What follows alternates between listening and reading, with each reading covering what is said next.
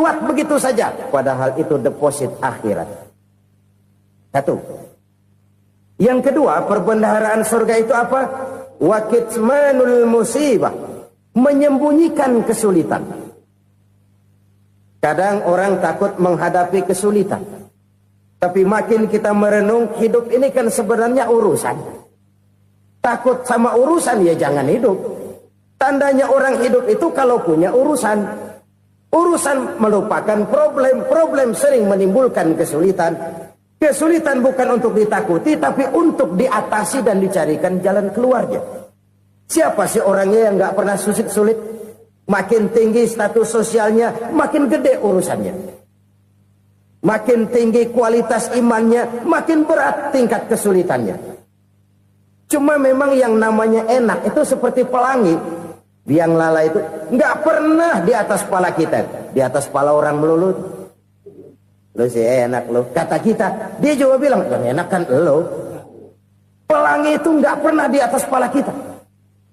Kata tukang beca, aduh enak ya naik Mercy. Kata tukang beca, apa yang di dalam mobil Mercy? Aduh enak bener tukang beca, di jok ngeringkuk ngorok pules bener. Saya kamar pakai AC sejuk, tempat tidur sutra empuk, alga spring bed, kulak kulik nggak bisa pules kalau belum minum Valium, belum tidur. Enak bener tukang beca, di jok ngorok nggak tahu wetan kulon. Si tukang beca bilang yang di Mercy enak, yang di Mercy bilang tukang beca enak. Inilah enak. Nggak pernah di atas kepala kita. Di atas kepala orang lain melulu enak itu. Nah, saudara-saudara, yang merupakan perbendaharaan surga itu orang yang bisa menyembunyikan kesulitan. Baik pribadi ataupun rumah tangga. Nih terutama rumah tangga yang jadi soalnya. Kadang-kadang kita ini kalau senang, sebaliknya. Kalau senang kita diam. Kalem aja, cuek. Banyak banget duit kita, bawaan diam aja udah. Malah ketemu orang takut. Tapi begitu susah, sekampung tahu. Padahal Nabi mengajarkan perbendaharaan surga itu menyembunyikan musibah, menyembunyikan kesulitan. Kalau enak, cerita sama orang-orang. Kalau nggak enak, rasain sendiri, tekan sendiri, atasin sendiri. Kita kan sebaliknya. Senang kita diam, asal lagi susah, paling tidak kita nyari teman buat cerita kesusahan. Siapa orangnya yang nggak pernah susah? Cuma soalnya bagaimana kita mengatasi kesusahan itu sendiri. Begitu juga misalnya kalau orang sudah berumah tangga, itu orang tuanya harus menjadi tempat dia cerita yang enak-enak saja. Yang nggak enak rasain berdua, selesaikan berdua, atasin berdua. Jangan dibalik. Asal senang diam, giliran susah aja. Maknya laporan. Terbalik. Bisa menjaga security informasi. Maka nama bayam keluar diam, malah seluitan.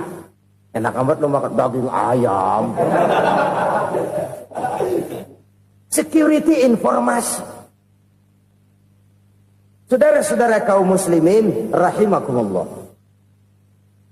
Ujian yang terberat itu yang pernah diberikan kepada para nabi, para rasul, para aulia, para ulama. Makin tinggi keimanan, makin berat bentuk kesulitan. Ayo saya kemukakan satu contoh saja. Ada seorang nabi yang kaya. Nabi kaya. Namanya Nabi Ayub. Iblis kalau orang begini kan keki. Ibadahnya rajin, kaya. Yang kayak begini susah digodain. Kalau ibadahnya rajin, miskin, kali bisa disogok. Sini imannya mantap, ibadahnya rajin, kaya, nabi lagi. Oh, tapi namanya iblis nggak kurang akal. Laporan, Tuhan, kenapa iblis? Ya ini bahasa saya, bahasa Qurannya sih nggak gitu. Itu hambamu yang namanya Ayub, dia rajin ibadah cuma karena dikasih kaya aja. Coba kasih miskin dia, berhenti dia sembahyang. Ah, kamu bisa aja. Saya tahu Ayub itu hambaku yang ikhlas. Saya buktiin Tuhan, silahkan. Dibuktiin lah, iblis turun ke alam ini. Yang mula-mula dia lakukan, dia rusak sawah ladang Nabi Ayub. Dia binasakan binatang ternak Nabi Ayub. Sehingga dalam waktu singkat, jatuhlah Nabi Ayub dari orang paling kaya, jadi orang paling miskin. Beliau masih ibadah di mihrab dalam masjid. Datang iblis. Saudara Ayub, ya. Lagi ngapain? Ibadah. Nyembah Allah, nyembah Allah. Oh, percuma. Kenapa? Tuhan yang ente sembah nih, dia udah bikin miskin ente. Sawah ladang ente hancur lebur, binatang ternak binasa. Sekarang ente jadi orang paling miskin. Ngapain nyembah Tuhan kayak begitu? Tekor.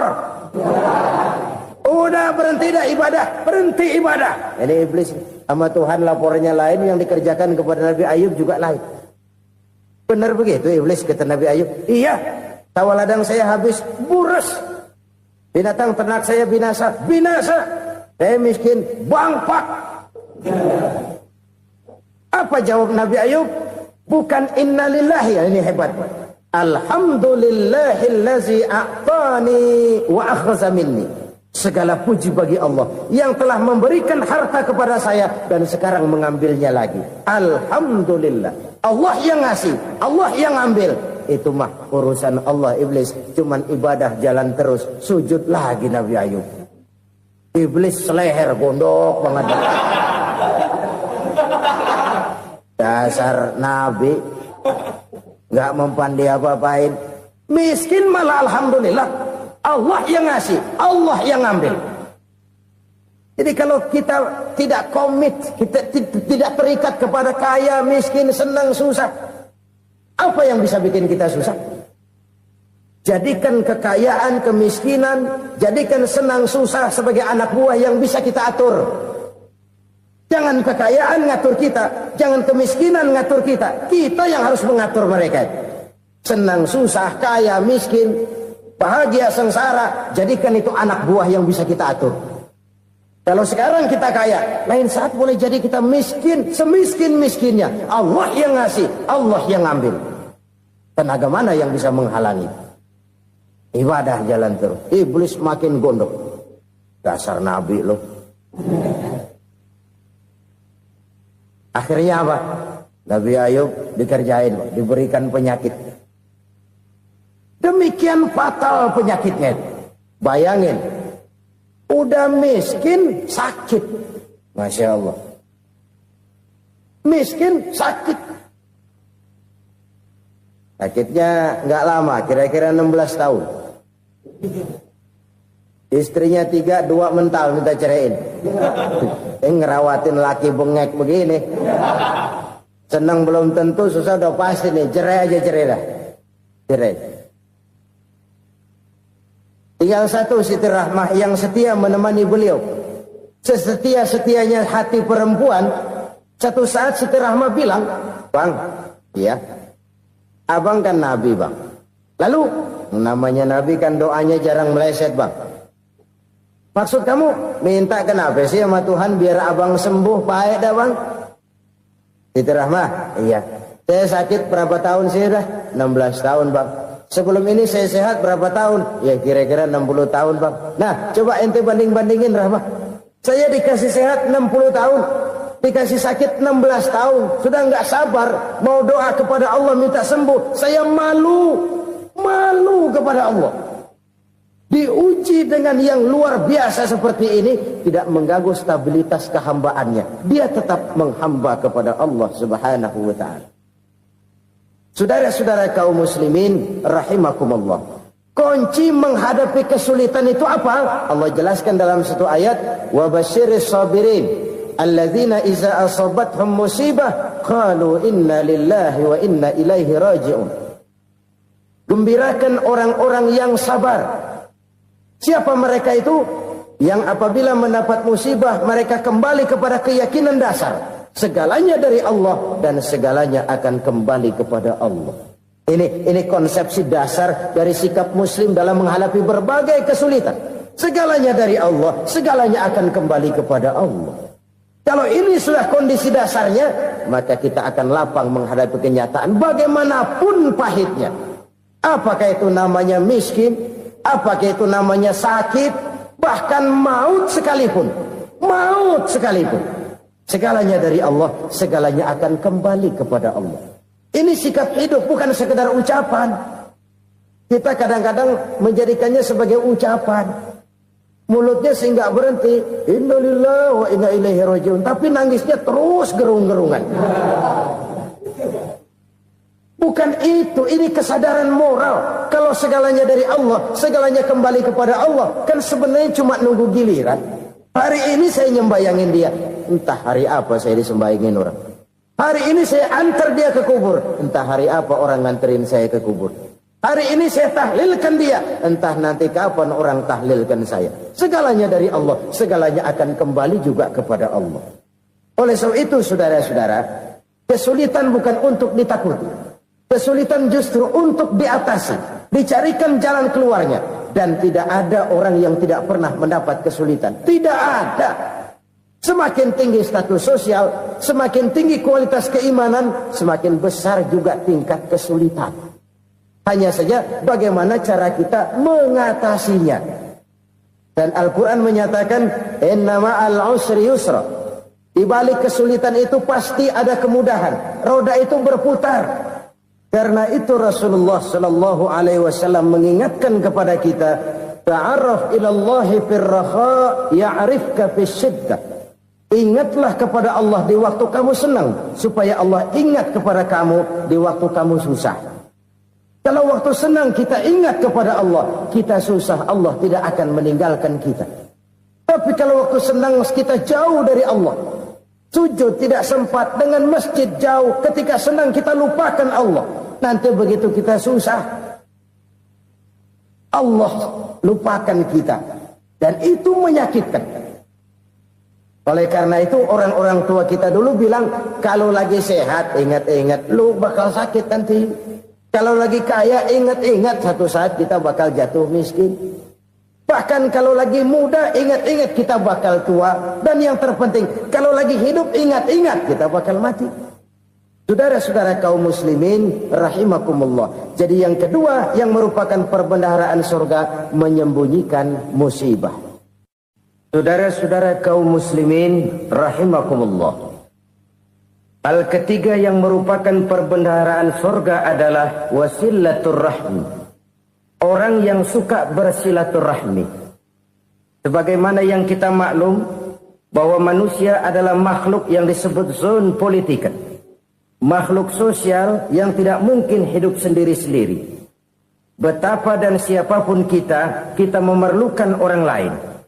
Bodoh betul manusia kalau tinggal di tengah masyarakat tapi tidak mau bermasyarakat. Merasa hebat sendiri, pintar sendiri, gagah sendiri, kaya sendiri. Mungkin kalau mati juga ngubur sendiri. Jangankan kita di sini, di sorga saja Nabi Adam waktu sendirian bengong melulu, mondar mandir. Allah tegur dalam sepidang. Jadi ini kalau bahasa saya, iya Tuhan sepi ini nggak ada coret-corekan pisan ini. Diciptakan Siti Hawa baru anteng Nabi Adam. Itu di sorga. Cobalah. Umpamanya saudara tinggal di Jakarta nih. Kayak bener. Apaan aja di Jakarta punya saudara dah. Jembatan Semanggi ambil. Monas, Buntel bawa pulang. Hotel-hotel ambil semua. Cuman tinggal di Jakarta sendirian, apa enaknya?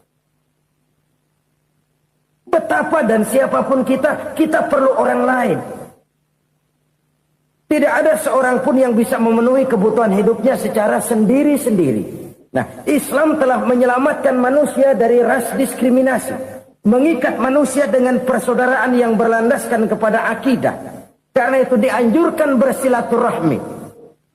Bahkan Nabi menyatakan, man arada ayyubsata lahu fi rizqihi wa yunsa'a fi atharihi falyasil rahimah. Siapa yang kepengen diluaskan rezekinya dan dipanjangkan usianya, banyaklah ia bersilaturahmi. Siapa yang kepengen dimudahkan rezekinya, hendaknya ia banyak bersilaturahmi. Kalau banyak teman, kesulitan kan paling tidak ada tempat cerita. Udah susah, sendirian kita pikirin diri, nggak ada tempat tukar pikiran. Cepet banget sama bengek. Dilawan sendiri. Nah, secara makro kita bisa berkata, tidak mungkin ada kemenangan kalau tidak ada kekuatan. Tidak ada kekuatan kalau tidak ada kesatuan dan persatuan. Tidak mungkin ada kesatuan dan persatuan tanpa semangat silaturahmi. Kalau umat Islam mau menang, dia harus kuat. Kalau umat Islam mau kuat, dia harus bersatu. Kalau umat Islam mau bersatu, dia harus membudayakan silaturahmi ini. Bahkan sampai-sampai kata Nabi, kalau bisa cari nilai tambah. Apa? Silman koto'ak. Bersilaturahmilah kau kepada orang yang marah denganmu. Masya Allah, indahnya ajaran agama kita. Orang yang marah pun kepada kita, kata Nabi, kalau bisa bersilaturahmilah kepadanya, kepada orang yang marah itu. Di situ nilai tambah. Cuman jujur nih hadis, ngucapinnya gampang, ngamalinnya yang berat banget. Orang marah sama kita, kita disuruh silaturahmi, ada apa malu? Lu marah, ada gue marahan lagi. Gue pikirin.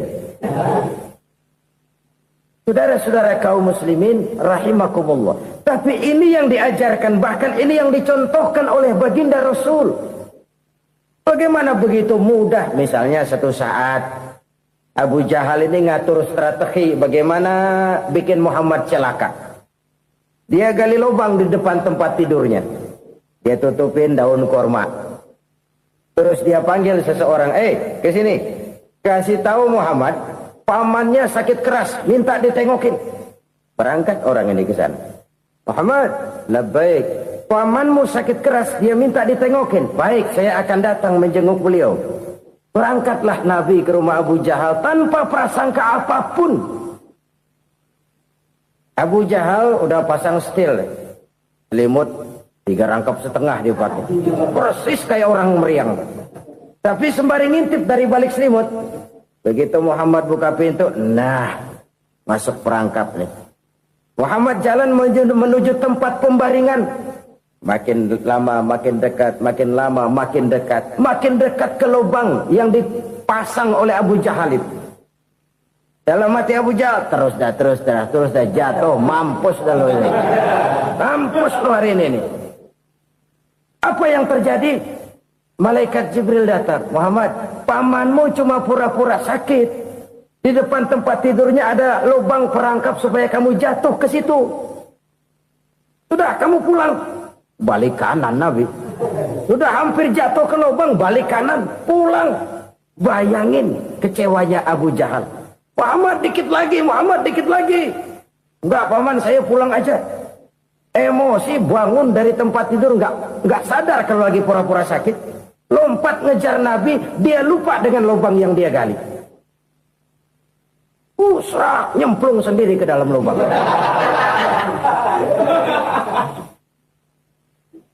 Nabi terus berlalu.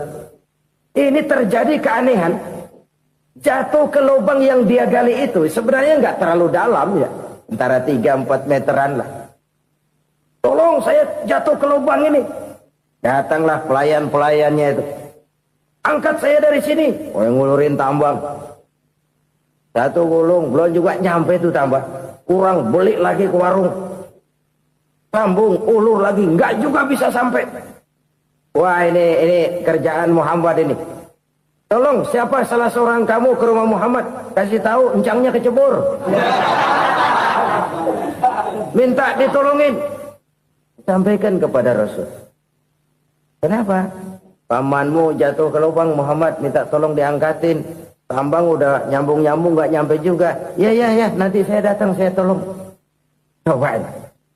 Nyata-nyata orang berniat jahat mau mencelakakan dia.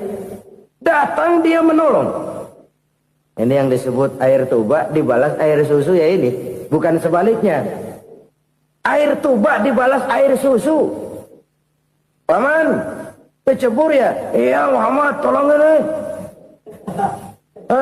Pegang tangan saya. Nabi ulurkan tangannya. Nyampe. Dipegang oleh Abu Jahal. Diangkat ke atas. Sampai atas, apa kata Abu Jahal? Sihirmu memang hebat Muhammad. Udah ditolongin dikata sihir. Yang enak kita kemplang kan itu orang begitu. Urusan apa? Tapi inilah akhlak. Kalau bisa kamu bersilaturahmilah dengan orang yang marah kepadamu sekalipun. Orang marah kita tetap baik. So, kalau kita berbuat baik sama orang yang memang baik, rasanya sih biasa-biasa aja. Orang baik kita baik lagi, ya draw aja, belum ada nilai tambah di situ. Baru ada nilai tambah kalau kita bisa berbuat baik kepada orang yang nyakitin kita. Itu namanya kita setingkat di atas dia. Dia sakitin kita, kita berbuat baik sama dia. Dia pelit sama kita, kita baik sama dia. Dia marahin kita, kita deketin dia. Di situ kita punya nilai tambah. Jadi siapa yang ingin diluaskan rezekinya, kata Nabi, dan dipanjangkan umurnya, hendaklah ia banyak-banyak bersilaturahmi. Sederhana sebenarnya silaturahmi, tapi silaturahmi membangkitkan semangat kesatuan dan persatuan. Kesatuan dan persatuan melahirkan kekuatan. Dalam matematika 1 ditambah 1 pasti 2. Tapi di tengah masyarakat, 1 orang takut ditambah 1 orang takut, hasilnya jadi 2 orang setengah berani. Kenapa setengah berani? Karena udah berdua. Tadi pan takut sendirian. Kalau dia kumpul turu-turu takutlah jadi berani. Kita yang lemah, kita yang tidak berdaya, kita yang miskin, kalau mau kompak bersatu, apa yang nggak bisa kita kerjain? Apalagi tinggal di kota besar, pilihan cuma 2. Bertahan atau minggir. Bertahan atau minggir. Untuk bisa bertahan harus mampu bersaing. Untuk mampu bersaing harus punya keahlian. Keahlian harus ditunjang dengan pendidikan, ditambah oleh kekompakan sebagai umat. Udah miskin mencar mulu, orang injak kita. Orang nggak pandang urusan apa malu. Oleh karena itu, silaturahmi pada hakikatnya merupakan roh dari ukhuwah yang diajarkan oleh agama kita. Bagaimana Islam menyelamatkan masyarakat manusia dari ras diskriminasi, mengikat manusia, dan tidak ada persaudaraan yang lebih indah selain persaudaraan yang diikat dengan nilai-nilai akidah. Sepanjang orang di jalan Allah, itulah saudara kita. Keluar dia dari jalan Allah, selesailah persaudaraan sampai di situ. Karena itu, kalau ingin menyimpan sesuatu di surga, banyaklah bersilaturahmi. Datang ke rumah ini, datang ke rumah itu, dan lain sebagainya. Itu simpanan kita di akhirat nanti. Ini yang ketiga. Saudara-saudara, yang keempat, perbendaharaan surga itu apa? Wa qawlu la hawla wa la quwwata illa billah. Ucapan la hawla wa la quwwata illa billah. Ibadah kan ada yang berat, modalnya besar.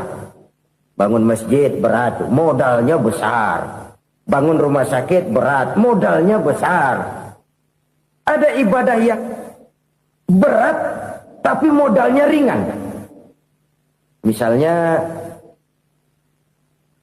puasa. Puasa itu berat, mengendalikan nafsu. Kalau sekedar nggak makan nggak minum sih enteng, mengendalikan nafsu.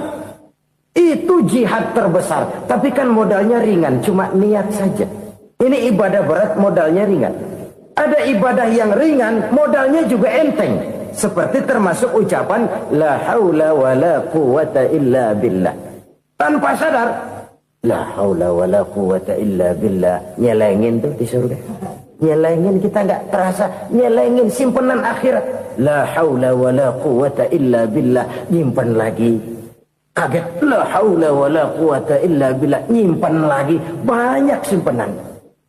Walaupun sebenarnya yang dimaksud di sini adalah kesadaran batin bahwa tidak ada daya dan kekuatan kecuali Allah.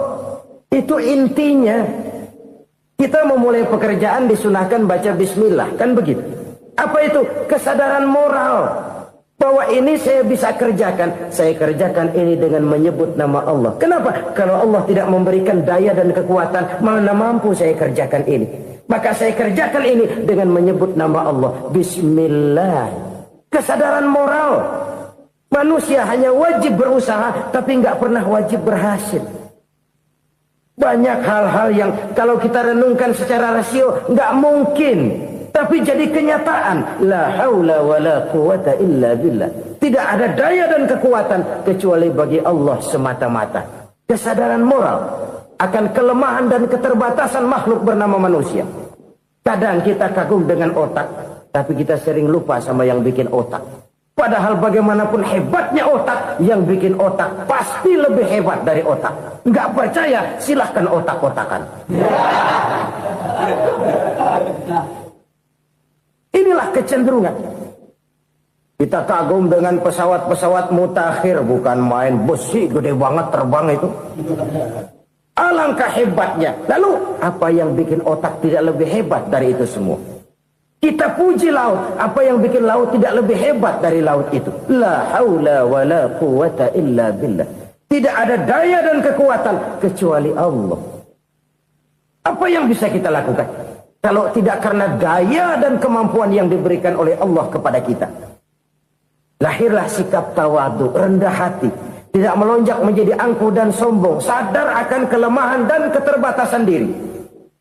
Sebagai makhluk yang diciptakan oleh Allah Subhanahu wa ta'ala. Jadi satu sisi ini ucapan yang berpahala, la haula, jadi wiridan. Pada sisi lain ini kesadaran moral, sikap mental, kesadaran batin, bahwa yang punya daya dan kekuatan itu cuma Allah. Kita nggak pantas untuk sombong, sebab sombong itu pakaiannya Allah. Kita nggak sedang pakai pakaian Allah, kegedean. Dan makin kita renungi, makin terbentur. Apa sih yang bisa kita sombongin? Kita mau sombong apa? Kaya? Pintar? Itu kan semua relatif. Di atas langit masih ada langit lagi. Jadi oleh karenanya, marilah kita menyadari.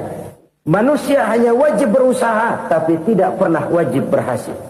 Yang berusaha saja tidak wajib berhasil, apalagi yang tidak berusaha. Islam bukan agama orang pemalas yang selesai sholat lalu endelohom, nggelenggem ayem-ayem. Tapi Islam bukan agama orang sombong yang setelah berusaha lalu tidak memerlukan Allah. Kita bisa saja bikin proyeksi, tahun sekian kita bakal panen besar menurut perhitungan otak. Tapi ada kejadian lain. Apa? Tikus ngambek. Habis itu dimakanin tikus, panen gagal. Proyeksi rasional gagal oleh tikus-tikus yang ngambek itu. Bisa saja terjadi. Tahun depan kita panen besar, urung. Kenapa? Musim panas panjang. Dan sekarang ini koran-koran bikin berita musim mengalami penyelewengan. Bukan cuma manusia yang nyeleweng sekarang. Musim pakai nyeleweng. Mestinya kan musim hujan udah selesai. Masih hujan-hujan juga. Musim. Nah sekarang kita boleh bikin proyeksi. Kita bakal panen besar. Tahu-tahu musim panas panjang.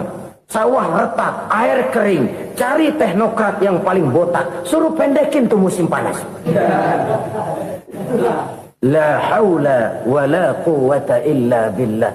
Inilah kesadaran moral. Saudara, saya teringat satu saat ada seorang konglomerat. Umurnya ya kira-kira 70-an. Satu saat dia ditanya oleh wartawan, "Pak, umur Bapak berapa sih?" "Ya paling 10 tahun." 10 tahun? 10 tahun? Anak Bapak berapa orang? Satu saja? Satu. Harta Bapak berapa? Ya paling-paling bangsa 7 juta kali. 7 juta? Iya. Pak, kenapa Bapak bohongi saya? Bapak punya buku biografi. Koran-koran, majalah-majalah banyak memuat cerita riwayat hidup Bapak. Saya tahu umur Bapak 70. Kenapa bilang cuma 7 tahun? Saya tahu anak Bapak 8. Kenapa cuma bilang 1?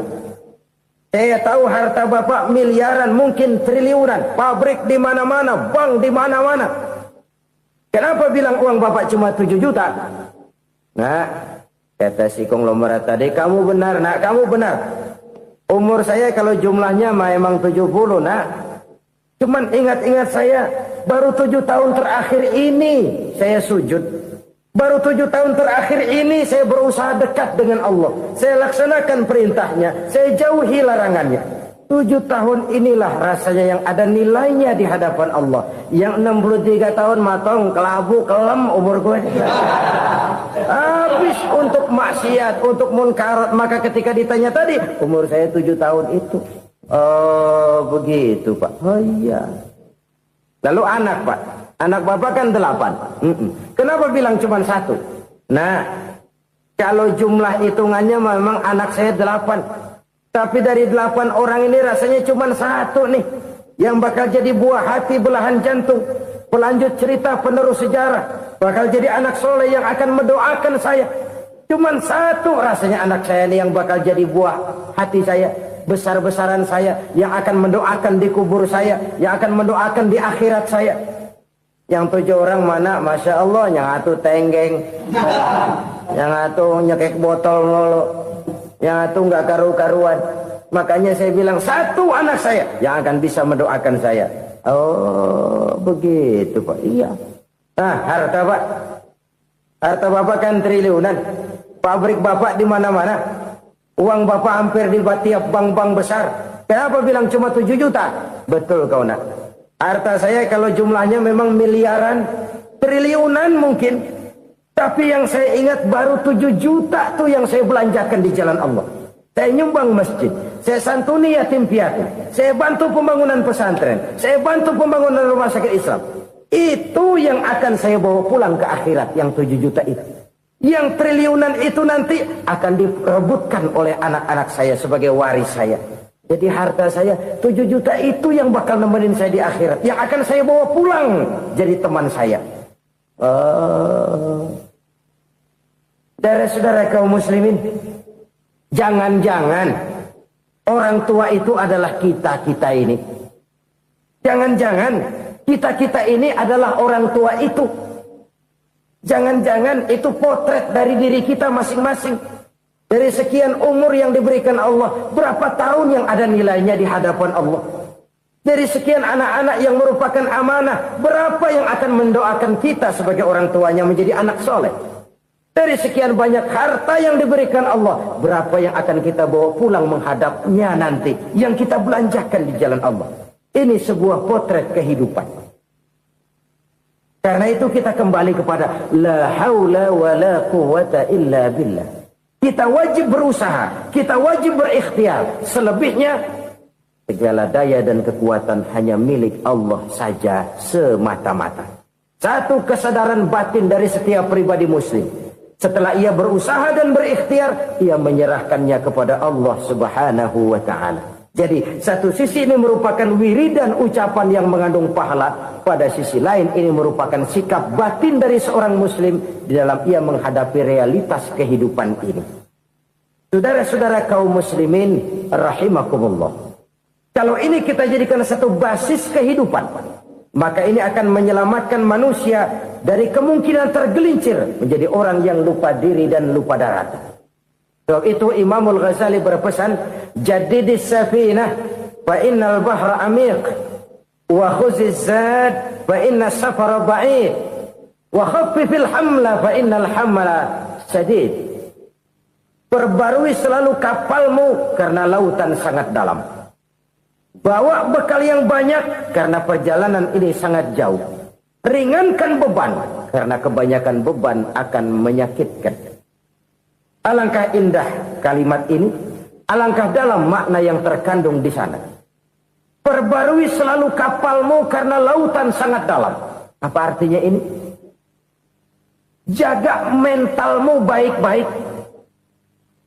Pelihara imanmu baik-baik karena hidup penuh cobaan seperti lautan. Kita kalau berlayar di lautan kan kadang-kadang tenang, angin bertiup sepoi-sepoi basah. Jika malam datang, bintang gemintang bertabur menghias cakrawala. Rembulan memantulkan sinarnya dengan indah. Dalam keadaan begitu berlayar enak.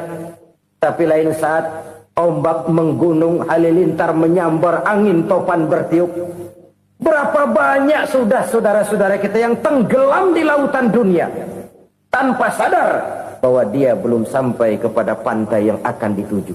Berapa banyak sudah Saudara-saudara kita yang tenggelam di lautan dunia ini tanpa sempat bangkit lagi. Dia menyangka sudah sampai kepada tujuannya. Tapi hati kapal jangan sampai bocor karena lautan sangat dalam. Iman ini jaga baik-baik karena hidup penuh dengan ujian.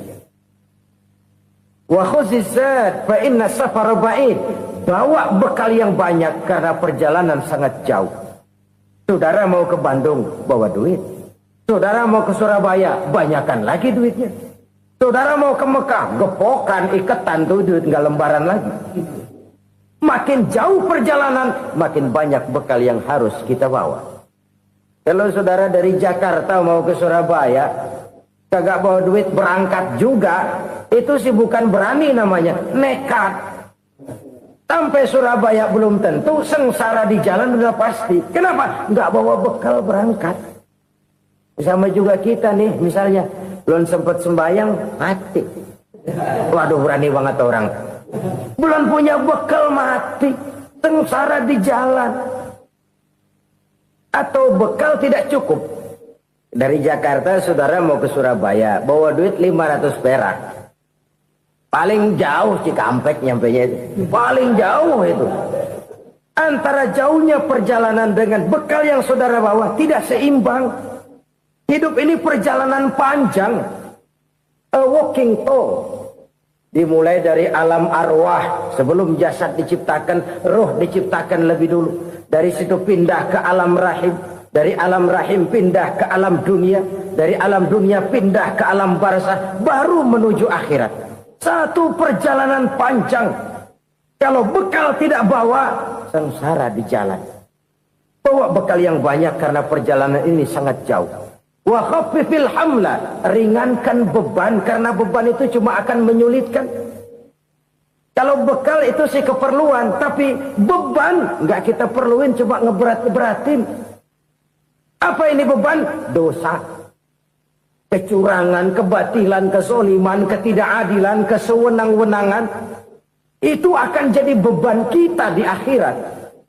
Alangkah celakanya, perjalanan panjang, bekal tidak bawa, beban kelewat banyak, alamat sengsara di jalan. Pahala tidak ada, dosa berlipat ganda. Na'udzubillah, summa na'udzubillah. Kalau kita rangkum nasihat Al-Ghazali dengan kisah si konglomerat tadi, kita akan mengambil kesimpulan. Pertama, bekal terbaik dalam menghadapi gejolak kehidupan ini tidak lain adalah iman. Yang kedua, pahala dan dosa. Dua hal kontroversial. Pahala adalah bekal, dosa adalah beban. Tapi kita sekarang kan tidak begitu terangsang kepada yang abstrak. Orang berlomba mencari yang konkret-konkret saja. Yang real. Kalau memang dosa, benjol dong. Kira-kira begitu. Kira-kira begitu. Persis orang Yahudi dulu.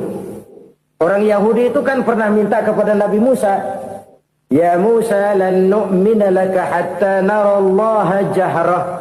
Musa, kami nggak bakal mau beriman kepada Allah kalau belum kami lihat Allah ada nongkrong di depan kami. Kalau memang Tuhan ada, taruh dong di depan kami. Mau yang konkret-konkret saja. Kalau memang dosa, benjol dong. Kalau memang pahala, berasa dong. Orang terangsang kepada yang real, yang konkret-konkret saja. Karena itu, untuk mengejar dosa, orang mau bayar. Tapi untuk mengejar pahala, walaupun tidak bayar, orang segan. Ini yang dikatakan oleh Nabi, kamu mengharapkan ke surga, tapi kamu berat melaksanakan sesuatu yang bisa membawa kamu ke surga. Kamu ingin jauh dari neraka, tapi tiap saat kamu lakukan perbuatan-perbuatan yang justru menjerumuskan kamu ke neraka. Idda'aitum an-najata minan nar wa ramaitum fiha anfusakum.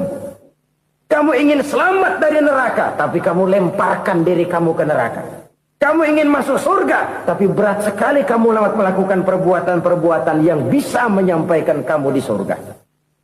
Saudara-saudara kaum muslimin, rahimakumullah. Jadi hal keempat yang merupakan perbendaharaan surga adalah la haula wa la quwata illa billah. Satu sisi ini merupakan ucapan yang memperberat timbangan akhirat. Pada sisi lain ini merupakan sikap hidup seorang muslim, kesadaran batin yang sangat dalam bahwa tidak ada daya dan kekuatan kecuali Allah.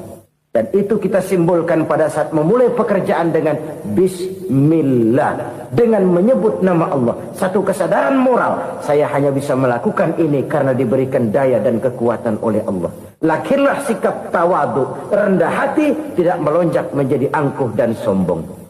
Saudara-saudara, sampai sini dulu jumpa kita kali ini.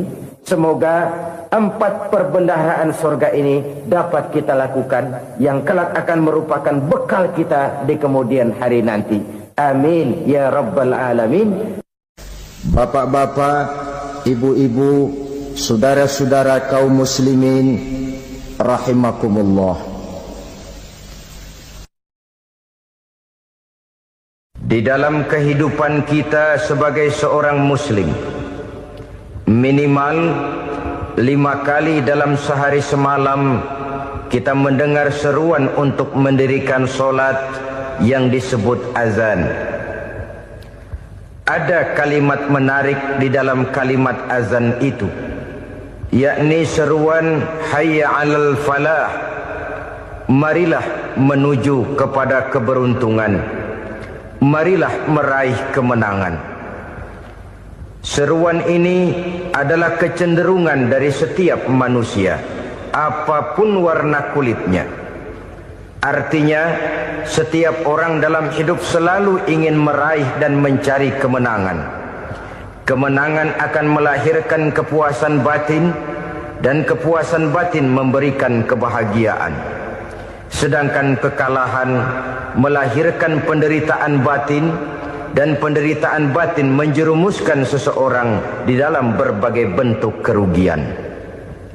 Jikalau inilah seruan azan, maka masalahnya ialah apa yang menyebabkan kita meraih kemenangan. Al-Quranul Karim memberikan tuntunan dan ajaran kepada kita bahwa orang-orang yang memperoleh kemenangan itu tidak lain adalah orang-orang yang bertakwa. Hanyalah mereka yang bertakwa kepada Allah Subhanahu wa ta'ala pada akhirnya akan tampil sebagai pemenang. Lalu siapa orang yang bertakwa itu? Dijelaskan dalam awal-awal Al-Baqarah, orang yang bertakwa yang akan meraih kemenangan. Pertama, alladzina yu'minuna bil ghaib, yaitu orang-orang yang beriman kepada yang gaib. Percaya bahwa ada alam yang gaib, alam yang abstrak, alam yang tidak bisa dijangkau oleh salah satu daripada panca indera kita. Mereka percaya dan beriman kepada adanya malaikat, beriman kepada adanya iblis dan jin, beriman kepada adanya alam kubur, beriman kepada adanya alam mahsyar, beriman kepada adanya alam akhirat, beriman kepada adanya sorga dan neraka. Beriman bukan cuma sekedar beriman dalam ucapan bibir saja, tetapi beriman yang nilai iman itu mampu mewarnai gerak dan gaya hidupnya. Iman yang meresap sampai ke tulang sumsum, kemudian memberikan dampak positif di dalam kehidupan manusia. Alam, kita tahu, adalah sesuatu yang selain Allah, dan Allah bukanlah alam. Apapun namanya selain daripada Allah, itu adalah alam. Alam pada hakikatnya terbagi menjadi 2. Ada alam syahadah, alam nyata, alam konkret, alam yang bisa dijangkau oleh salah satu indera kita. Kemudian ada alam ghaib, alam yang tidak bisa dijangkau oleh panca indera kita, alam metafisika, alam abstrak, alam yang wajib kita imani keberadaannya. Kita percaya bahwa malaikat itu ada, kita percaya kepada jin, bahwa jin itu ada, kita percaya kepada adanya iblis dan setan. Bukan percaya kepada iblis dan setannya, percaya bahwa iblis dan setan itu ada. Itu termasuk salah satu daripada sifat orang yang bertakwa kepada Allah. Saudara-saudara kaum muslimin rahimakumullah, kecenderungan pembangunan yang lebih bersifat materialistis biasanya menggeser aspek kehidupan rohani. Orang berpikir empiri, dan dalam pola pikir yang demikian maka alam gaib tidak lagi mendapat perhatian. Aspek kehidupan yang bersifat rohaniah malah mulai ditinggalkan. Akibatnya terjadilah kepincangan di dalam kehidupan kita. Pernah ada satu pengalaman pribadi dalam perjalanan kembali ke tanah air. Dalam pesawat di sebelah kanan saya duduklah seorang Jerman namanya Heiner Simonsen. Iseng saya ajak kenalan, saya ajak ngobrol, saya tanya dia. Saya bilang, Mas Heiner ini, kalau pesawat yang kita tumpangi ini jatuh ke bawah, kira-kira apa yang bakal terjadi, Mas? Dia bilang, kita semua akan mati. Begitu? Iya. Oke. Apa itu mati? Tanya saya. Dia bilang, untuk tahu apa itu mati, kita harus tahu lebih dahulu apa itu hidup. Saya pikir nih bule bisa ngomong juga. Baiklah, kata saya. Apa hidup menurut Anda itu? Oh, hidup itu dia bilang, kalau seluruh anggota badan kita bekerja secara normal, paru-paru memompa darah secara normal, jantung berdetak secara normal, sel-sel tubuh bekerja secara fit, dan organisme tubuh hanya mau bekerja secara normal, dia bilang, kalau kita memberi makan yang cukup, menu yang teratur, dan gizi yang lengkap. Saya bilang, kesimpulannya apa, Ner? Dia jawab, hidup adalah dari tangan ke mulut. Life is from the hand to the mouth, kata dia. Hidup adalah dari tangan ke mulut. Jadi masalah hidup tidak lebih daripada masalah isi perut. Orang pergi pagi, pulang sore, peras keringat, banting tulang, perut yang dibelai. Saya bilang, you are wrong. Sampean salah, Ner. Kamu orang Islam bukan? Bukan. Pantas. Kenapa saya salah? Dia bilang, ya jelas salah. Salahnya di mana? Kamu ini manusia. Kalau hidup cuma dari tangan ke mulut, saya bilang, kambing di kampung saya juga begitu pikirannya, Ner. Itu kambing di kampung saya, asal perutnya kenyang, sudah hidup dia. Perkara besok bagaimana, lusa prospeknya macam mana, bulan depan ada apa, kambing nggak pernah mikir. Di kampung saya kambing juga pikirannya begitu. Kamu Kristen ya? Tadinya. Loh kok tadinya, lalu apa sekarang kamu ini? Dia bilang, sekarang saya netral. Saya tidak beragama, tapi saya percaya kepada Tuhan sebagai pencipta alam. Saya ingat benar dia bilang, I haven't any religious, but I believe to God as the creator of the world. Kenapa bisa netral begitu, Ner? Habis saya bingung, katanya. Islam bilang Islam baik, Kristen bilang Kristen baik, Hindu Buddha bilang Hindu Buddha baik, semua agama baik. Saya netral sekalian, nggak beragama. Yang penting saya percaya kepada Tuhan. Saya bilang, Ner, kamu ini kayak orang mau beli celana, lalu bingung. Yang satu bilang Levi's bagus, yang satu bilang Blue Jean hebat, yang satu bilang Wool England hebat. Celana ini hebat, celana itu bagus, celana ini hebat. Semua celana bagus, kamu bingung. Akhirnya netral, tidak pakai celana. Itu juga salah.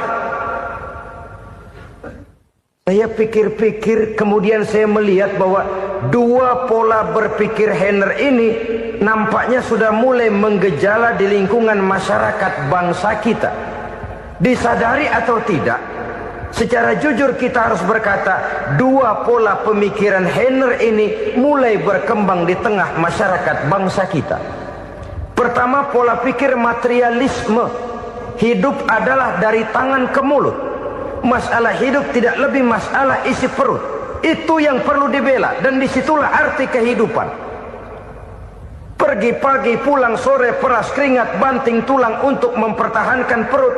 Kalau sudah kemari cara orang berpikir, maka buat apa percaya kepada yang gaib? Untuk apa sholat? Untuk apa puasa? Untuk apa zakat? Untuk apa menghadiri majelis taklim? Tanpa kepercayaan kepada yang gaib, hidup berjalan menurut alur empiris dan materialis. Kalau sudah ke sana cara orang berpikir, biasanya orang lalu cenderung menghalalkan segala cara. Hanyalah orang yang percaya bahwa akhirat ada. Hanyalah orang yang percaya bahwa alam kubur itu ada. Hanyalah orang yang percaya bahwa malaikat itu ada, hidupnya akan lebih terarah dan terkendali. Karena kepercayaan kepada yang gaib, yang merupakan fase daripada kehidupan setelah hidup yang sekarang ini, mewarnai gerak pribadi seseorang di dalam dia melakukan kegiatan hidupnya. Pola berpikir materialisme, disadari atau tidak, mulai menggejala di lingkungan masyarakat bangsa kita. Hidup tidak lebih dari urusan tangan ke mulut, mulut ke tangan, tangan ke mulut. Asal perut sudah kenyang, hiduplah sudah. Perkara bagaimana prospek hari yang akan datang, bagaimana akhirat, tidak jadi persoalan. Ini yang oleh Nabi diperingatkan, ad-dunya sijnul mu'min wa jannatul kafir. Dunia adalah penjara bagi orang beriman dan surga bagi orang kafir. Dulu di zaman Belanda hadis ini pernah disalah tafsirkan, disalah artikan, digunakan sebagai senjata untuk mengkebiri dan membuat impoten umat Islam. Sudahlah umat Islam gak usah macam-macam, kata Belanda. Dunia ini kan penjara buat orang Islam, surga buat orang kafir. Di penjara jangan bertingkah.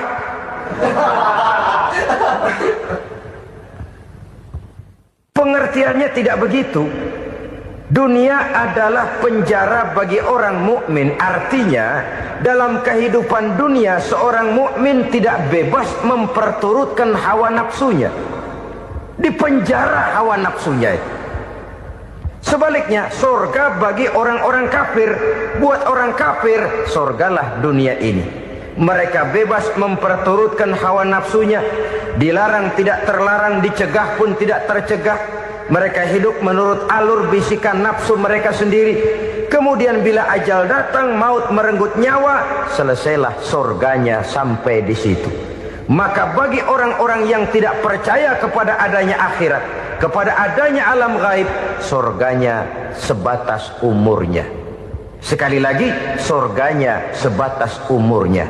Bila umur selesai, ajal pun datang merenggut nyawa, selesailah sudah surganya sampai di situ. Alangkah pendeknya perjalanan orang-orang yang tidak percaya kepada alam gaib ini. Bagi kita mukmin, jikalau kita mampu memenjarakan hawa nafsu, kita bisa bahagia di dunia ini. Dan Islam memang tidak menyuruh kita sengsara di dunia. Raih dunia, kejar dunia, gapai dunia sebagai alat untuk mencapai kebahagiaan di akhirat nanti. Hidup adalah satu perjalanan panjang yang terbentang sejak kita terlahir dari alam rahim sampai kepada alam akhirat nanti. Andai kata kita gagal meraih kebahagiaan di dunia, toh kita masih punya akhirat. Tapi jangan jadi dalil yang melemahkan semangat. Biarin dah kita di dunia kebelangsak, yang penting akhirat. Akhirnya dunia benar-benar kebelangsak. Bagaimana dunia ini bisa kita raih? Dan bagaimana meraih dunia untuk menunjang kepentingan akhirat nanti? Yang kedua, dari pikiran Heiner yang saya lihat menggejala di lingkungan masyarakat bangsa kita, timbulnya manusia-manusia netral. Seolah-olah Tuhan yes, agama no. Sama Tuhan percaya, agama ogah. Tuhan ngangguk, giliran agama godeng. Padahal hampir dalam setiap ayat dalam Quran, kata-kata amanu biasanya bergandeng dengan wa amilus sholihat. Iman dan amal soleh. Ini sebagai isyarat Tuhan dan agama jangan pernah dipisah-pisah. Apabila kita bertuhan, maka kita harus beragama. Apabila kita beragama, maka agama itu harus bersumberkan dari Tuhan yang kita imani itu. Tidak mungkin kita pisah, Tuhan yes, agama no. sama Tuhan percaya tapi agama bikin sendiri. Sembayangnya cukup bengong 2 jam madep ngulon.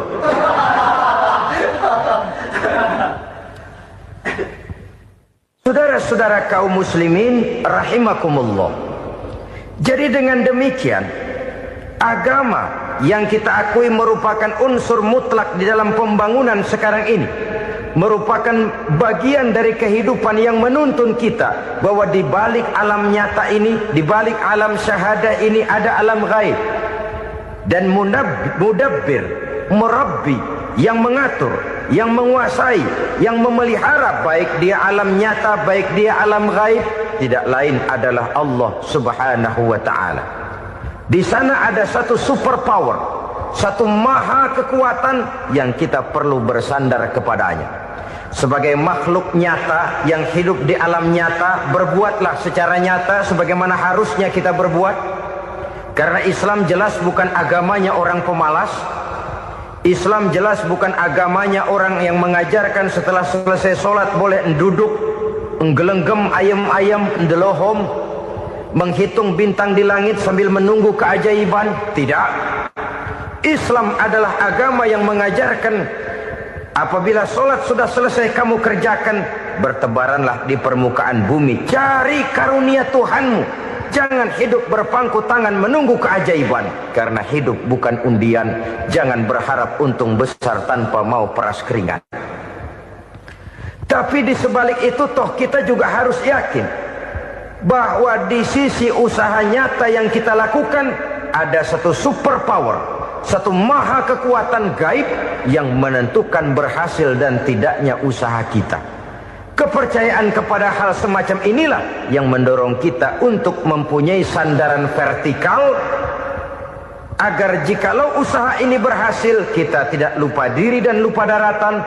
Jikalau usaha ini gagal, kita tidak putus asa dan buruk sangka, tidak cuplik pandangan dan sempit hati, tapi mampu melihat persoalan dengan kacamata putih sambil husnuzon kepada Allah Subhanahu wa ta'ala.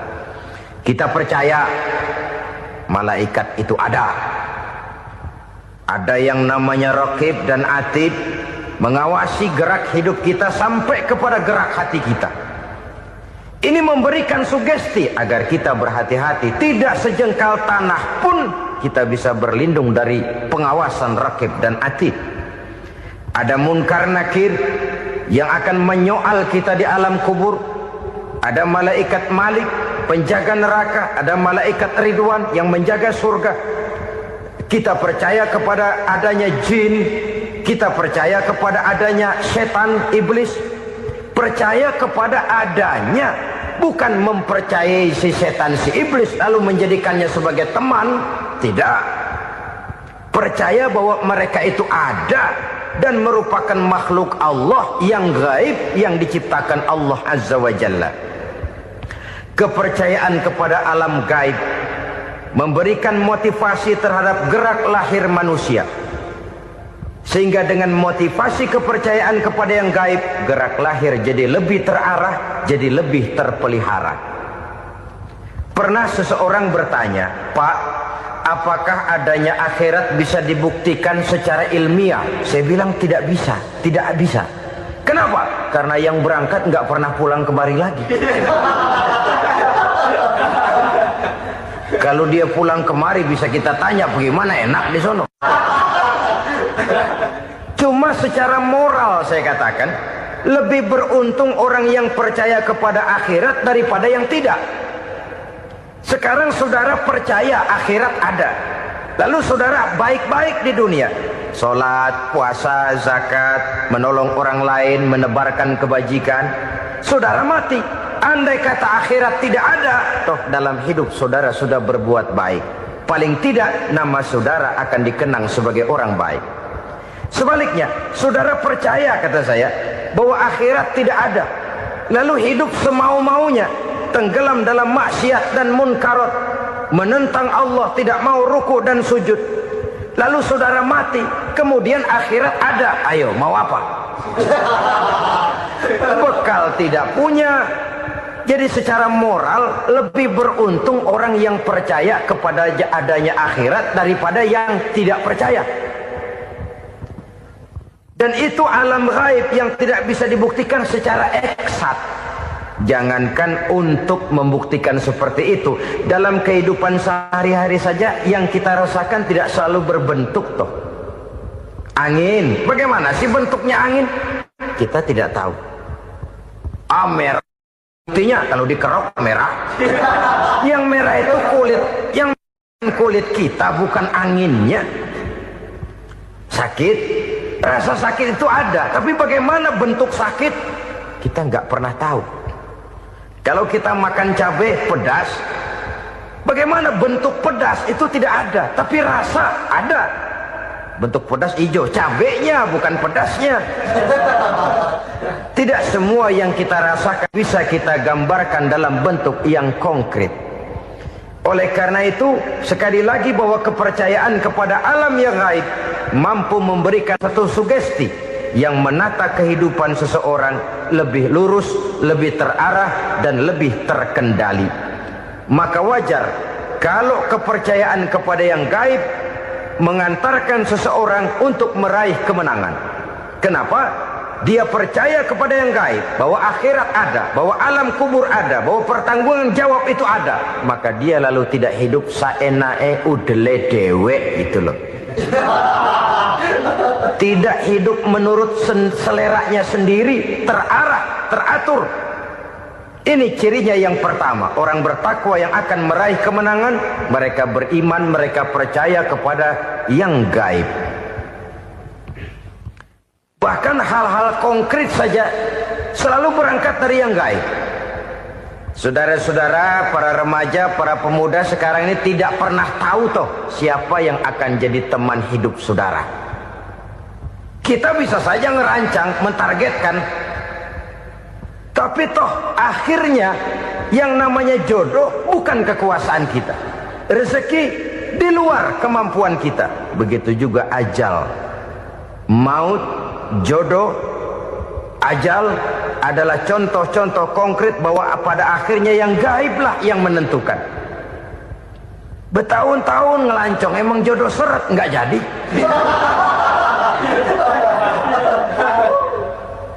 Begitu kenal baru setengah malam nginep ditangkap hansip.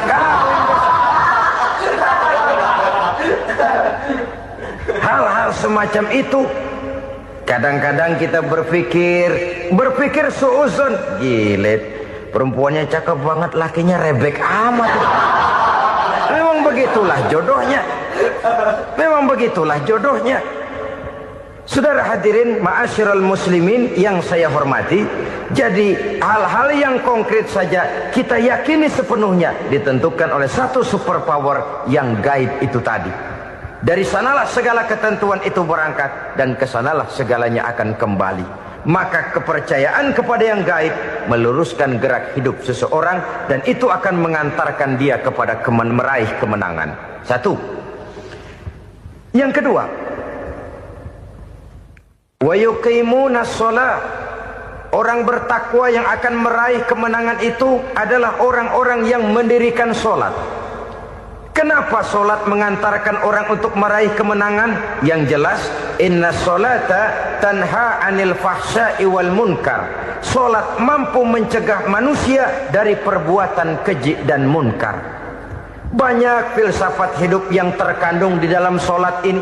Sejak kita wudhu sampai kita menghadap ke arah kiblat, sampai kita melakukan gerak-gerak sholat, bacaan-bacaan yang ada di dalam sholat, lalu sampai kepada mengucapkan salam. Banyak filsafat hidup yang terkandung di dalam sholat. Umpamanya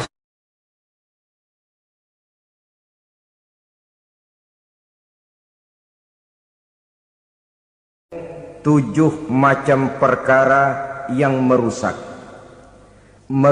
akidah dan keimanan, merusak amal perbuatan yang sudah kita kerjakan, merusak sendi-sendi kehidupan sosial, pendek kata merusak segala hal di dalam kehidupan kita. Jauhilah olehmu 7 macam perkara yang merusak. Yang pertama, asyirku billah, menyekutukan Allah subhanahu wa ta'ala. Agama dimulai dari keyakinan. Maka kehancuran agama selalu dimulai dari kehancuran keyakinan, iman atau akidah yang dimiliki oleh seseorang. Dan untuk menghancurkan nilai-nilai iman yang kita miliki ini, orang rasanya tidak akan menghantam kita dengan peluru kendali. Orang tidak akan mengirimkan nuklir ke sini. Orang tidak juga akan mengirimkan satuan militernya ke sini. Untuk menghancurkan nilai-nilai iman, dibanjiri kita dengan paham-paham yang merusak dan mendangkalkan akidah.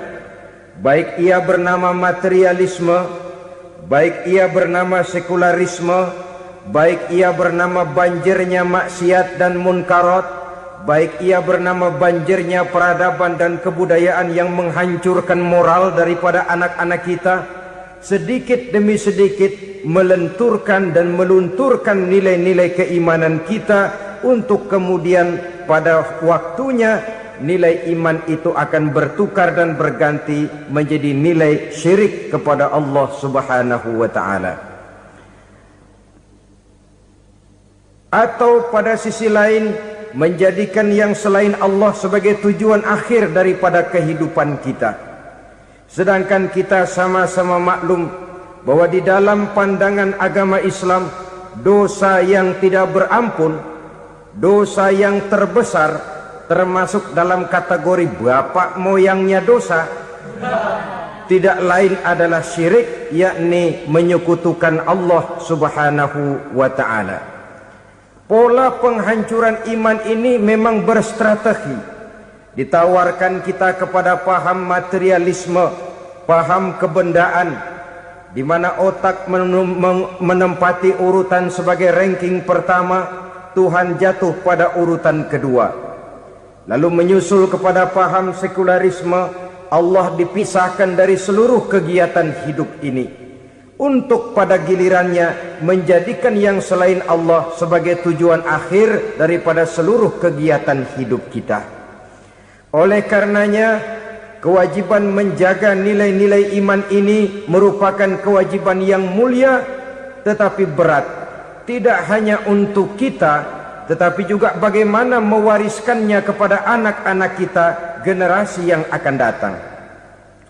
Orang-orang tua bijaksana yang diceritakan di dalam Al-Quran, kalau sudah berpikir tentang anak-anaknya, pertanyaan yang paling mereka risaukan ialah, ma ta'buduna min ba'di. Anakku, kalau pada satu saat aku, ayahmu sudah tidak ada lagi di dunia ini, meninggalkan kamu semua, ma ta'buduna min ba'di, apa yang akan kamu sembah nak? Jikalau sekarang ayahmu masih mau ke masjid, masih mau melakukan rukuk dan sujud, masih beribadah menyembah Allah Subhanahu wa ta'ala, kalau orang tuamu sudah tidak ada, ma ta'buduna min ba'di, masihkah engkau mau datang ke masjid? Masihkah engkau mau rukuk dan sujud? Masihkah engkau mau menyembah Allah Subhanahu wa ta'ala? Pertanyaan ini yang dipikirkan oleh Nabi Yakub kepada putra-putranya. Pertanyaan ini yang diteruskan oleh Nabi Ibrahim kepada anak-anaknya. Pertanyaan ini yang diwariskan oleh generasi ulama salafus saleh kepada para generasi berikutnya. Bagaimana kita generasi sekarang? Kita orang-orang tua sekarang bukan berfikir ma ta'buduna min ba'di, malah yang kita fikirkan ma ta'kuluna min ba'di. Kalau bapak tidak ada nanti kamu makan apa nak? Perkara kamu nyembah apa, urusan nomor 18. Yang penting kamu nanti hidup bisa makan nak. Maka kita sibuk mewariskan harta kepada anak-anak kita. Kita sibuk mewariskan kebun dan tanah kepada anak-anak kita.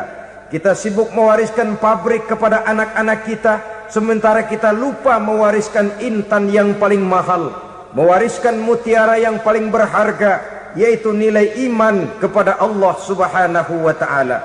Alangkah baiknya apabila warisan harta, warisan tanah dan kebun, warisan rumah dan pabrik didasari lebih dahulu dengan mewariskan nilai iman kepada Allah Subhanahu wa taala. Sebagai orang-orang tua, kita boleh bersedih kalau anak kita tidak mengerti komputer. Kita boleh bersedih kalau anak kita tidak mengerti matematika. Kita boleh bersedih kalau anak kita tidak mengerti bahasa Inggris.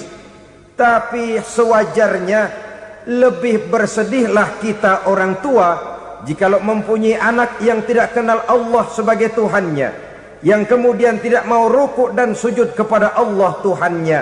Itulah kemalangan yang paling malang bila kita meninggalkan generasi yang tidak bertauhid kepada Allah Subhanahu wa taala. Betapapun anak kita tidak ngerti komputer, saudara, paling-paling kerugiannya cuma kerugian dunia. Masuk dia ke alam barzakh, munkar nakir tidak akan sempat tanya kau belajar komputer apa tidak. Kumpul dia di padang mahsyar, malaikat juga tidak akan tanya matematikamu nilainya berapa. Yang ditanya kau kenal Allah, kau rukuk dan sujud kepadanya, kau pernah datang ke masjid. Oleh karena itu sekali lagi, menjaga nilai iman tidak hanya untuk kita, tetapi juga mewariskannya kepada anak-anak kita, generasi yang akan datang. Sungguh kemalangan yang paling besar apabila kita meninggalkan anak-anak kita. Mereka kita tinggalkan lemah ekonominya, itu tidak baik. Mereka kita tinggalkan lemah otaknya, itu pun akan membuat mereka tertinggal oleh yang lain. Tapi yang paling celaka, jikalau kita tinggalkan mereka dalam kondisi lemah imannya, rapuh akidahnya, tidak baik dan tidak betul keyakinan hidupnya. Oleh karena itu Nabi berpesan, jauhilah 7 perkara yang merusak. Yang pertama, syirik kepada Allah Subhanahu wa taala. Menyekutukan Allah baik dalam ucapan, dalam keyakinan ataupun dalam perbuatan. Ini perkara pertama yang termasuk 7 perusak besar di dalam kehidupan. Kalau sudah jatuh kita ke lembah syirik, bagaimanapun banyak kebaikan yang kita kerjakan, berjiwa sosial, bertangan pemurah, gemar menolong orang lain, kalau memang dasarnya syirik, maka seluruh kebaikan kita akan hancur, tidak akan ada nilainya dalam pandangan Allah Subhanahu wa taala. Dalam pandangan manusia, mungkin kita dicatat sebagai orang sosial, gemar menolong orang lain, tidak berpangku tangan melihat orang yang mendapat kesulitan. Tapi oleh karena dasarnya syirik, dasarnya tidak mentauhidkan Allah, maka seluruh nilai kebaikan yang kita kerjakan tidak akan ada nilainya dalam pandangan Allah Subhanahu wa taala. Maka jagalah iman kita jangan sampai dihinggapi penyakit syirik yang bagaimana kecilnya sekalipun. Sekali lagi, baik syirik dalam bentuk ucapan, syirik dalam bentuk keyakinan, sampai kepada syirik dalam bentuk perbuatan, kita berhindar kepada sifat-sifat yang sedemikian itu. Karena apa? Dalam satu ayat Quran Allah Subhanahu wa taala menjelaskan, innallaha la yaghfiru ayyushraka bih wa yaghfiru ma duna dzalika liman yasha. Allah tidak akan memberi ampun kepada orang-orang yang menyekutukannya, tapi Allah masih mau memberikan ampun kepada dosa-dosa yang selain itu bagi orang-orang yang dikehendakinya. Dosa selain syirik, apabila kita bertaubat, Allah masih mau mengampuni. Tapi kalau sudah jatuh ke tempat syirik, itu sudah dosa yang tidak berampun. Taubatnya tidak lain melepas syirik, kembali kepada tauhid, berkeyakinan bahwa hanya ada Allah Subhanahu wa taala, Tuhan satu-satunya yang lam yalid wa lam yulad wa lam yakul lahu kufuwan ahad.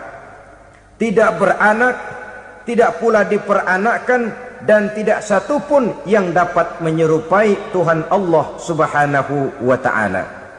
Saudara-saudara kaum muslimin rahimakumullah, bahwa kita di zaman sekarang memang tidak menyembah berhala, ya.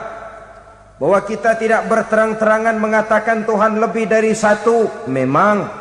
Bahwa kita tidak berkeyakinan Tuhan itu punya anak atau diperanakkan, tentu.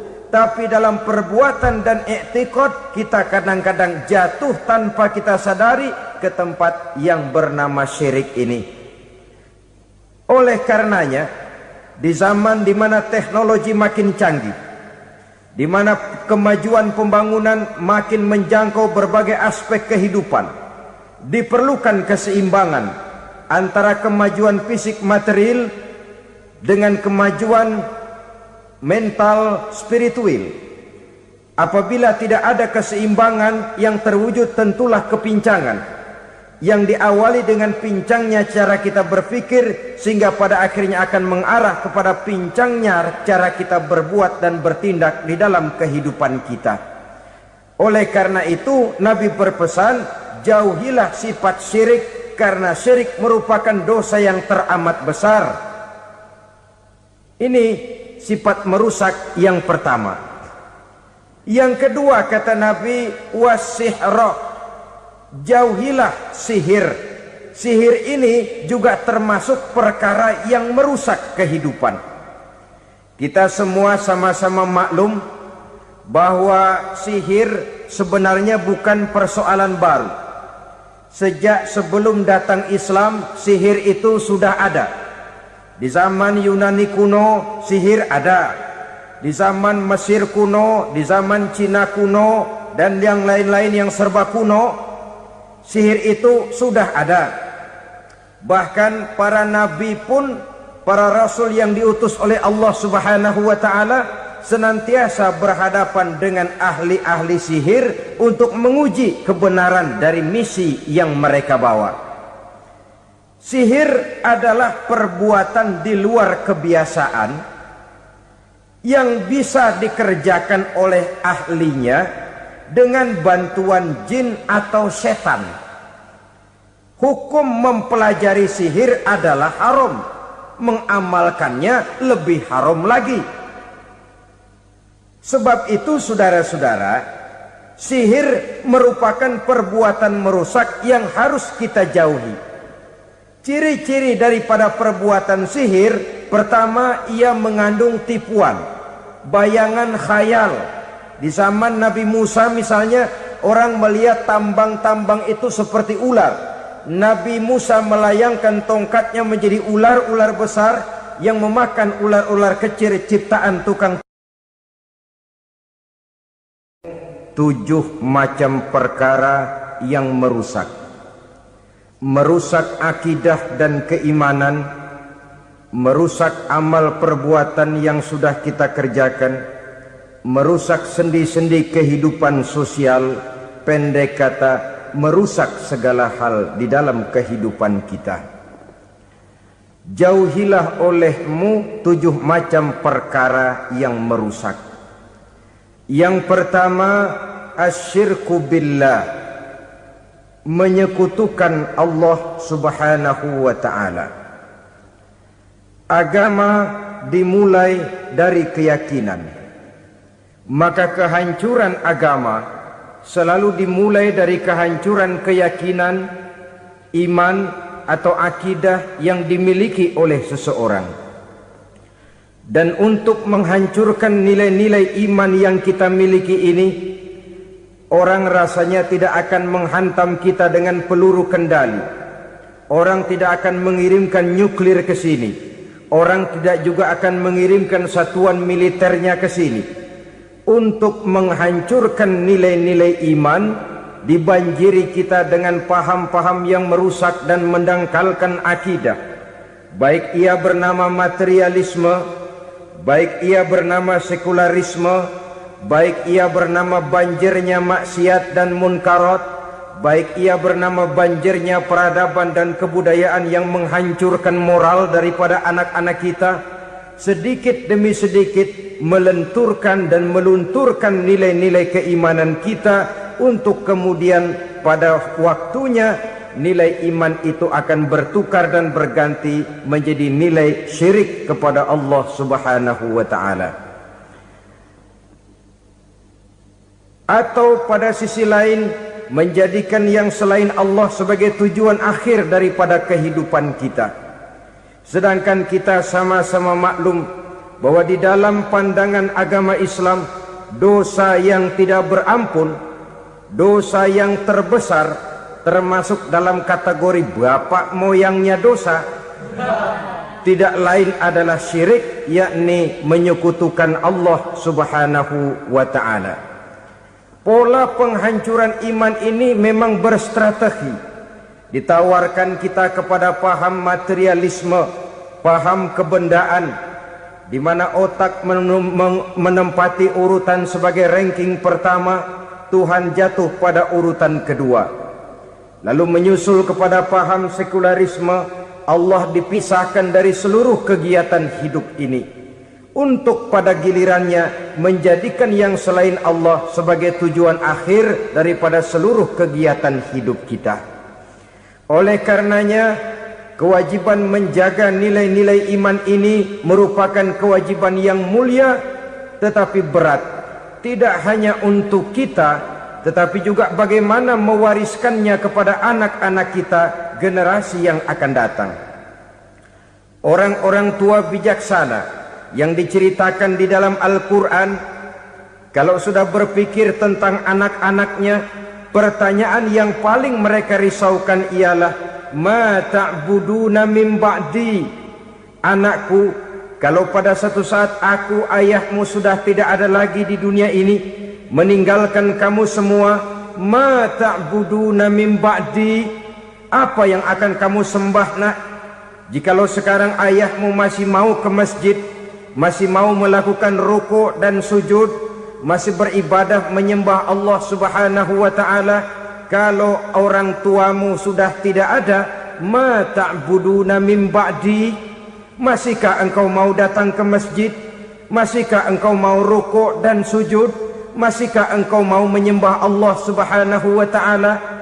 Pertanyaan ini yang dipikirkan oleh Nabi Yakub kepada putra-putranya. Pertanyaan ini yang diteruskan oleh Nabi Ibrahim kepada anak-anaknya. Pertanyaan ini yang diwariskan oleh generasi ulama salafus saleh kepada para generasi berikutnya. Bagaimana kita generasi sekarang? Kita orang-orang tua sekarang bukan berfikir ma ta'buduna min ba'di, malah yang kita fikirkan ma ta'kuluna min ba'di. Kalau bapak tidak ada nanti kamu makan apa nak? Perkara kamu nyembah apa, urusan nomor 18. Yang penting kamu nanti hidup bisa makan nak. Maka kita sibuk mewariskan harta kepada anak-anak kita. Kita sibuk mewariskan kebun dan tanah kepada anak-anak kita. Kita sibuk mewariskan pabrik kepada anak-anak kita, sementara kita lupa mewariskan intan yang paling mahal, mewariskan mutiara yang paling berharga, yaitu nilai iman kepada Allah Subhanahu wa ta'ala. Alangkah baiknya apabila warisan harta, warisan tanah dan kebun, warisan rumah dan pabrik didasari lebih dahulu dengan mewariskan nilai iman kepada Allah Subhanahu wa ta'ala. Sebagai orang-orang tua, kita boleh bersedih kalau anak kita tidak mengerti komputer. Kita boleh bersedih kalau anak kita tidak mengerti matematika. Kita boleh bersedih kalau anak kita tidak mengerti bahasa Inggris. Tapi sewajarnya lebih bersedihlah kita orang tua jikalau mempunyai anak yang tidak kenal Allah sebagai Tuhannya, yang kemudian tidak mau rukuk dan sujud kepada Allah Tuhannya. Itulah kemalangan yang paling malang bila kita meninggalkan generasi yang tidak bertauhid kepada Allah Subhanahu wa ta'ala.